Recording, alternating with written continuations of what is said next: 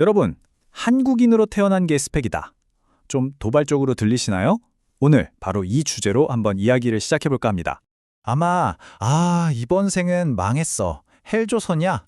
이런 말, 농담으로든 진담으로든 한 번쯤은 해보거나 들어보셨을 거예요. 그쵸? 미래가 좀 불안하고 답답할 때 나오는, 뭐랄까, 흔한 푸념 같은 거죠. 그런데요, 과연 그게 사실일까요? 오늘 저는 이 생각에 한번 과감하게 질문을 던져보려고 합니다. 우리가 느끼는 이 절망감, 이게 정말 우리의 현실 전부일까요? 어쩌면 헬조선이라는 말 자체가 우리가 거대한 착각에 빠져 있다는 신호일지도 모릅니다. 자, 지금부터 우리가 미처 몰랐던, 사실은 우리 모두가 가지고 태어나는 아주 강력한 숨겨진 자산에 대해 이야기해 보겠습니다. 그 자산의 이름은 바로 생존 DNA입니다. 이게 뭐냐면요, 5천년이라는 어마어마한 시간 동안 수많은 위기를 넘고 또 넘으면서 우리 민족 전체에 각인된 눈에 보이지 않는 엄청난 유산이에요. 바로 이 힘이 전쟁으로 모든 게 잿더미가 됐던 이 땅을 지금의 경제대국으로 만든 진짜 엔진이었다는 거죠. 자, 근데 이건 무슨 국뽕이나 막연한 자부심을 이야기하려는 게 절대 아닙니다.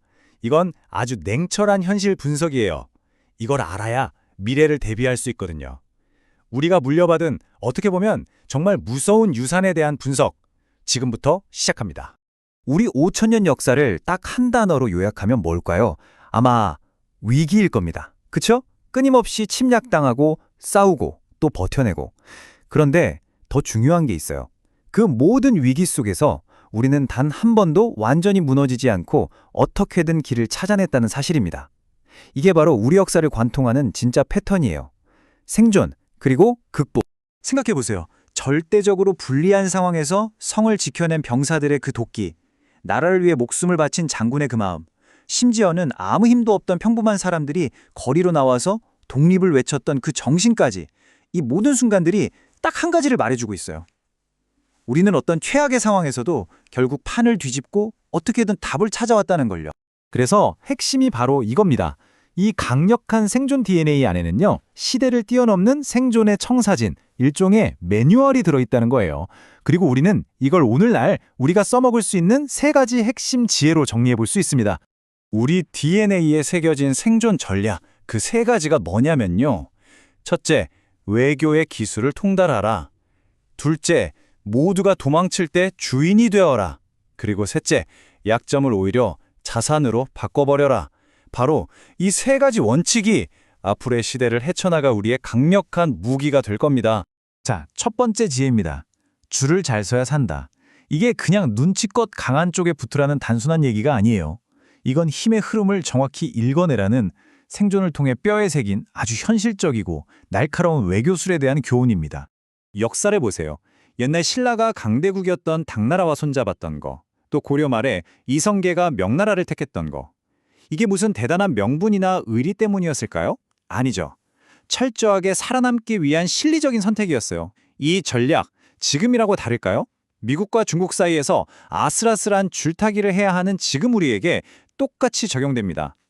핵심은 누구 편이냐가 아니라 어떻게 해야 우리에게 가장 이익이 되냐는 거죠. 두 번째 지혜는 더 가슴 뜨거운 이야기입니다. 나라가 우리를 버려도 우리는 나라를 지킨다. 이건 나라가 위기에 빠지고 심지어 리더십이 제 기능을 못할 때조차 우리 마음속 깊은 곳에서 꿈틀대는 그 주인의식에 대한 겁니다. 이 말은 결국 네 인생의 주인은 너고, 위기가 오면 그걸 해결할 힘도 너에게 있다는 믿음이에요. 임진왜란 때 나라를 구한 게 이름도 없는 의리병들이었잖아요. IMF 외환위기 때 나라 살리겠다고 장롱 속에 있던 금까지 다 내놓았던 평범한 시민들을 생각해보세요. 리더가 제 역할을 못할 때조차 스스로 주인이 돼서 위기를 극복해온 역사, 이야말로 우리 공동체의 진짜 힘, 가장 강력한 저력인 거죠. 자, 그럼 이제 세 번째 지혜로 넘어가 보겠습니다. 바로 약점을 기회로 바꾸는 힘이죠. 이 지혜를 가지고 우리가 지금 마주한 지정학적 위기들을 어떻게 미래의 기회로 바꿀 수 있을지 한번 구체적인 플레이북을 펼쳐보겠습니다. 아주 대표적인 예가 바로 기후변화예요. 모두에게 재앙이고 위기인 지구온난화가 참 아이러니하게도 우리에겐 북극 항로라는 새로운 길을 열어주고 있어요. 이게 무슨 말이냐면, 이 항로가 완전히 뚫리면 부산에서 유럽까지 가는데 걸리는 시간이 열을 넘게 줄어들어요. 이건 대한민국이 전 세계 물류의 중심, 즉 허브가 될 수 있는 엄청난 기회가 될 수 있다는 뜻입니다. 그리고 우리의 가장 큰 약점이자 어떻게 보면 영원한 숙제죠. 바로 북쪽에 있는 그 문제입니다.